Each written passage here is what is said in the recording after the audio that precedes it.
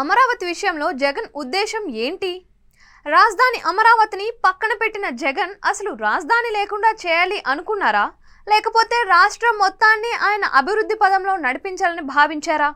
ఈ విషయాల్లో అధికారంలో ఉన్నప్పుడు వైసీపీ క్లారిటీ ఇవ్వలేకపోయింది. రాజధానిపై ఒక కులం ముద్రను ఆపాదించడం, ధనిక నగరంగా దాన్ని పేర్కొనడం, అక్రమాలు జరిగాయని చెప్పడం వరకే పరిమితమైన ప్రజల్లో జగన్ అమరావతిని వ్యతిరేకిస్తున్నారు అనే బలమైన ముద్రను తెచ్చుకుంది. అయితే వాస్తవానికి జగన్ ఉద్దేశం వేరే. ఇది ఆయన అసెంబ్లీలోనే చెప్పారు. అయితే ఆ తర్వాత ఎక్కడా చెప్పకపోవడం గమనార్హం.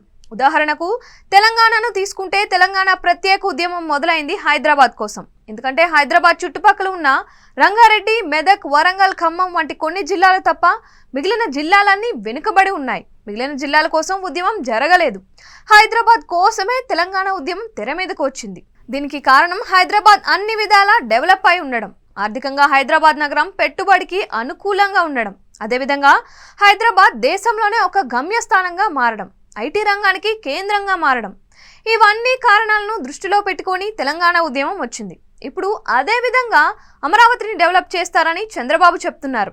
నవనగరాలు అని చెబుతున్న ఈ నగరాలు కూడా అమరావతిలోనే ఉంటాయి అంటే కేవలం గుంటూరు, విజయవాడ చుట్టుపక్కల ఉన్న 100 కిలోమీటర్ల పరిధిలో మాత్రమే అమరావతి ప్రభావం కనిపిస్తోంది. తద్వారా మిగిలిన ప్రాంతాలు రాయలసీమ, ఉత్తరాంధ్ర, ఉభయ గోదావరి జిల్లాలకు అన్యాయం చేసినట్టు అవుతుంది అనేది వైసీపీ వాదన. ఎందుకంటే రాష్ట్ర ప్రజలందరూ కట్టిన పన్నులతో అమరావతిని అభివృద్ధి చేస్తారు. తద్వారా ఒక ప్రాంతం అయితే అద్భుతంగా డెవలప్ అవుతుంది. ఇందులో సందేహం లేదు. అమరావతి దేశానికి తలమానికంగా ఉంటుంది. కానీ మిగిలిన ప్రాంతాల పరిస్థితి ఏంటి? ఇది జగన్ చేసిన ఆలోచన, కానీ ప్రజల్లోకి తీసుకువెళ్లడంలో విఫలమయ్యారు.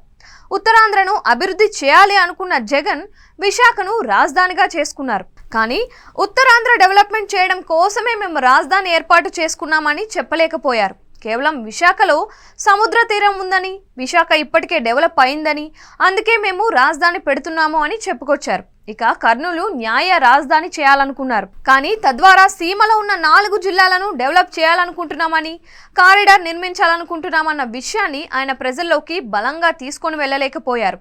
అమరావతిని శాసన రాజధానిగా, లెజిస్లేచర్ క్యాపిటల్గా మాత్రమే చూడాలని ఆయన భావించారు.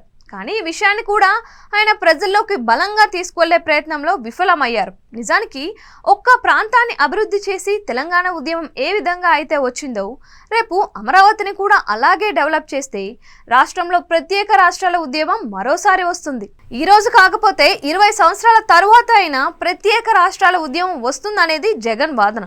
ఇందులో నిజం ఉంది, కానీ ప్రజలకు చెప్పడంలో విఫలమయ్యారు. అదేవిధంగా తన మీదకు వచ్చిన ఆరోపణలను ఖండించలేకపోయారు. వైసీపీ వాదనను కూడా వినిపించలేకపోయారు. తద్వారా అమరావతి విషయంలో జగన్ ఉద్దేశం ఎలా ఉన్నా ఆయన విఫలమయ్యారని మాత్రం చెప్పడంలో సందేహం లేదు.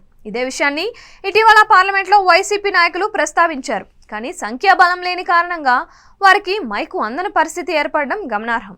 అయితే అమరావతిని ప్రాతిపదికగా తీసుకున్న చంద్రబాబు కూడా ఆయా విషయాలను గమనించి ముందుకు అడుగులు వేయాలి. ఇతర ప్రాంతాలు దెబ్బతినకుండా ముందుకు సాగాలి.